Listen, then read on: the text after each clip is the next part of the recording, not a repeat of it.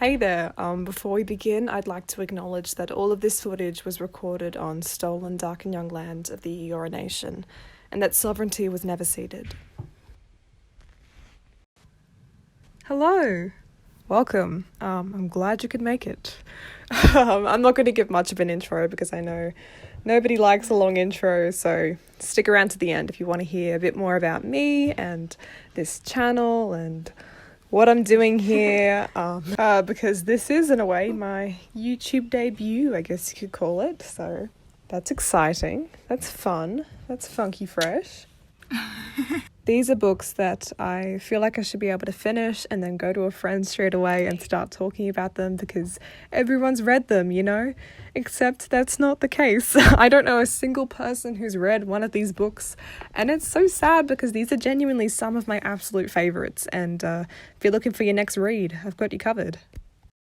First of all, we have The 10,000 Doors of January by Alix E. Harrow. Wow, first of all, look how pretty the cover is. It's beautiful. This is a story about a girl named January who is an orphaned ward of the very rich Mr. Locke, and she lives in a mansion alongside all these artifacts, and to escape her reality, she discovers this book, and she starts to find the story intertwining with her own. And let me read you this section so you can get a vibe for the beautiful way it's written. When I was 7, I found a door. There, look how tall and proud the word stands on the page now. The belly of that D like a black archway leading into white nothing.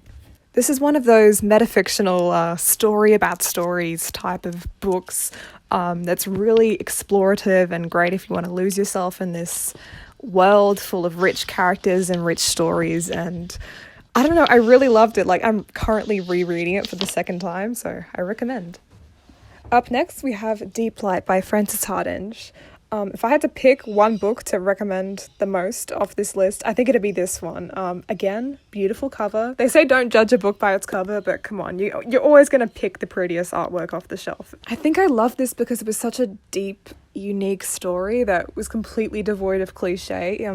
The whole thing was about this friendship. The friendship of Hark, our main character, and Jelt, and just their brotherhood and connection and how it's really the crux of the story. The story is set at this cove known as the Myriad, where there used to be sea gods that ruled. They weren't like gods, they were closer to monsters, tyrannous, destructive monsters who they're long gone, but all that remains of them is their godware, or, you know, pieces of the gods that are now stolen and sold because they're very valuable.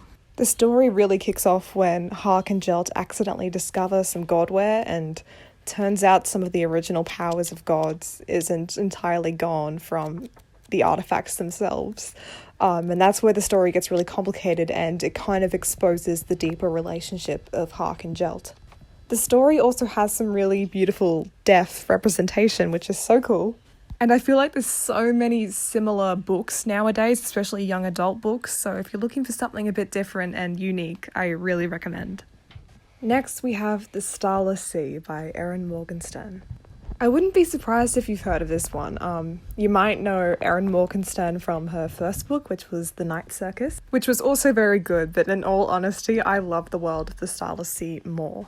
This is the story of Zachary Ezra Rawlings, who is a university student, and he stumbles upon this book in a library that has the contents of his own life in his pages, and as he follows the lead to try and figure out what's going on, he ends up getting lost in this Alice in Wonderland type story of fate and time and all of this really mystical stuff.